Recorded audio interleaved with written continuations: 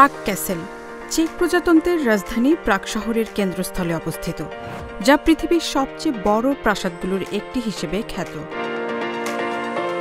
এই প্রাসাদটি প্রাগের ইতিহাস, সংস্কৃতি এবং শিল্পের এক অমূল্য নিদর্শন। শতাব্দী প্রাচীন এই প্রাসাদে যুগ যুগ ধরে রাজা, সম্রাট ও অন্যান্য রাজকীয় ব্যক্তিত্বের বাসস্থানের পাশাপাশি প্রাসাদটি দেশের রাজনৈতিক এবং ধর্মীয় কেন্দ্র হিসেবেও গুরুত্বপূর্ণ ভূমিকা পালন করেছে। প্রাগ ক্যাসেলের নির্মাণ কাজ শুরু হয়েছিল 900 খ্রিস্টাব্দে এবং এটি পরবর্তীতে বহু সংস্করণে তৈরি হয়েছে। মধ্যযুগ থেকে শুরু করে আধুনিক যুগ পর্যন্ত প্রাসাদটি প্রাগের রাজনৈতিক ইতিহাসের সাথে গভীরভাবে সম্পর্কিত।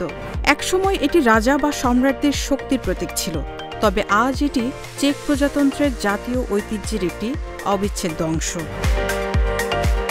প্রাগ ক্যাসেলের সবচেয়ে আকর্ষণীয় দিকগুলোর মধ্যে অন্যতম হল এর নির্মাণশৈলী। প্রাসাদটি গোথিক, বারোক, রেনেসাঁস এবং রোমান্টিক স্থাপত্যশৈলীর সংমিশ্রণ। বিশেষত সেন্ট ভিটাস ক্যাথেড্রাল এবং গোথিক স্থাপত্যের এক অনন্য উদাহরণ, যা প্রাসাদের মধ্যে অবস্থান করে এবং প্রাগ শহরের আকাশে এক অপরূপ দৃশ্য সৃষ্টি করে।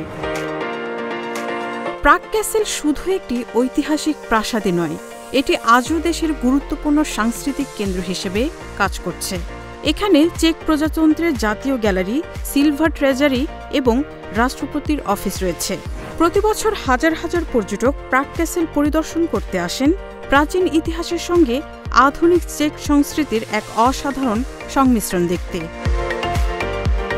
এই প্রাসাদটি স্থানীয় জনগণের জন্য একটি গর্বের প্রতীক এবং বিদেশি পর্যটকদের কাছে চেক প্রজাতন্ত্রের অন্যতম আকর্ষণীয় স্থান। প্রাগ ক্যাসেলের পুরনো প্রাচীর, মহল এবং গেটগুলো ইতিহাসের গৌরবময় দিকগুলোর প্রতিনিধিত্ব করে এবং এটি প্রাগ শহরের সৌন্দর্যকে আরও উজ্জ্বল করে তোলে।